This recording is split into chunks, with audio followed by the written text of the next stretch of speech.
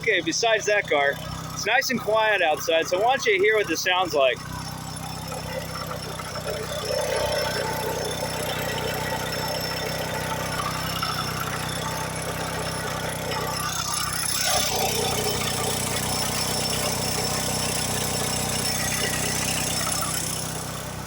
You can go underneath here.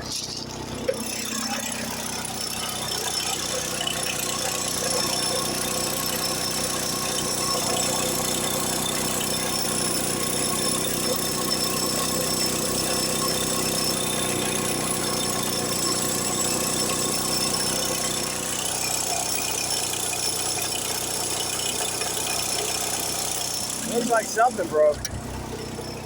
Oh well. Well, that's good enough. Anyway, if you look over here on this, the engine idle RPM is okay, but watch what happens. See what I mean? It really jumps. Yeah. Unfortunately, looks like it's time for engine rebuild time. There's really nothing more we can really do about it. But, yeah. And it's not going to get better with time. That's the weirdest thing ever, man. I used to think I'm the only person out in the middle of the night, but guess not. Anyway. So, it sounds like it's coming right from here. As far as vibration, it's not the cam. That sounds like it's back on, so definitely probably an exhaust valve that burnt out. Oh well. And again, if you hear out here, everything sounds normal back here, so I don't really know if it's a valve issue or not. Take a listen. Nothing, and like I said, no white smoke, so no head gasket issue. Let's go ahead and check the other compression thing.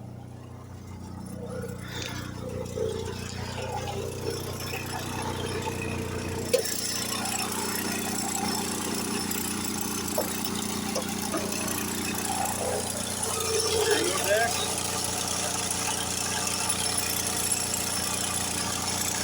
No blow by at all.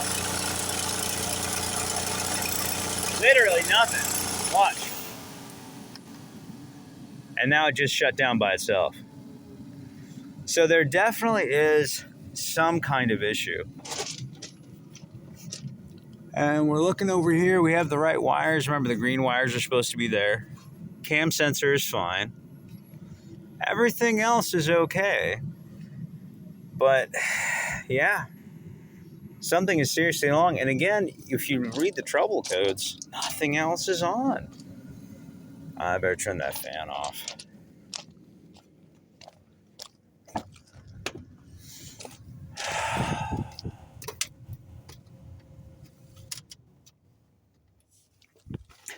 And again, everything here is normal.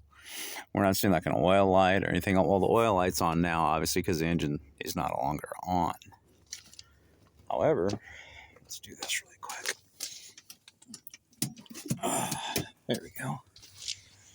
So the car is on again. ECU is fine. Just keeping the DRLs on. And I checked the coolant system earlier. Nothing there either. But as you see, there's definitely some kind of mechanical noise. Now, as that one guy said earlier, it could possibly be the chain on the very bottom that runs the balancing shafts, which I doubt. If it was that, I'm not really sure if the engine would turn off for that. But there definitely is something wrong. And you know what? There's no oil leaks or anything else like that. Definitely something that's a racket, like right back down here. And it would be funny if there was like something wrong with the block back here. But I wouldn't I don't know. I mean, a cast iron block cracking, nah, I doubt that. Even with an overheating event. All the wires look fine. Both O2 sensors are off. Well, one of them says it's over voltage, but they read 4.45. I doubt it could be a complete computer issue. I'm still running on the main one. But at this point, it seems that the most prudent thing to do would simply be to just go ahead and get a brand new engine at this point. And that's what we're looking at. Anyway. But I thought I'd go and give you an update. But yeah, the car just shut down all by itself. So definitely there's some kind of issue. I don't think it's ignition at this point. I mean, if it is, that is some severe, like, but again, I doubt it. It has to be something mechanical at this point. Again, this engine has, I mean, mile-wise, it's kind of inconvincing, right? Because the odometer, if you read what it says here, it doesn't really say the actual mileage of it. Because I replaced my odometer, and interestingly enough, the odometer does not record the mileage from the ECU. It's on the odometer, strangely. This one says 97,960. So I would venture this car with the hours I have on it, possibly 350,000 miles, especially the idling and things like that I do. If I go over my gas receipts, yeah. So, no doubt, I'm not going to blame the engine. The engine has been wonderful, no doubt. But unfortunately, like I said, these kind of problems do come in mainly from overheating, which happened once because my dumbass left this off, right? And of course, fan issues and stuff like that. But other than that, yeah, it's just been one of those things. So instead of putting in my new ECU and all that other stuff, it seems at this point that I'm just going to go ahead and wait until I completely swap out an engine. So I'll probably pick one of those up at LKQ or something like that, along with just the well, I might be able to get a transmission as well, but my tranny is in really good condition. And that's because I ran like Redline, of course, you know, the best tranny stuff out there. I did that from the very beginning. I had that flushed. So that, and again, the engine has never been low on oil, so that's good. But it does seem like, you know, wear is wear. So we're there. So no reason to go ahead and fix the power steering or do any of the other stuff which I had planned, which again, I had new A-arms and everything else. And again, you can probably see that still waiting there.